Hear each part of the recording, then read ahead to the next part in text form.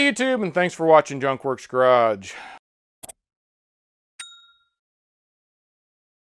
I've been doing videos for a little over 10 years now. So in that case, a lot of my first videos that still, I think, have pretty good information in them are not being watched at all because YouTube, they're just too old for YouTube to want to use them, I guess, or put them up on their lists. So in that case, also, YouTube is not paying all that well, so hit that thumbs up and subscribe and all those good things. I appreciate it very much.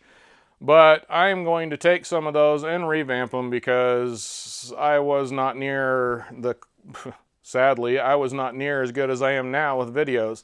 Also, since I've changed the name on my channel, some of those older ones have my old channel name, things like that on. So I'm just going to kind of cut some of that stuff out, cut some of the talking out, and try and make them a little bit better as far as the editing is concerned. Without further ado, I hope you enjoy my older video here.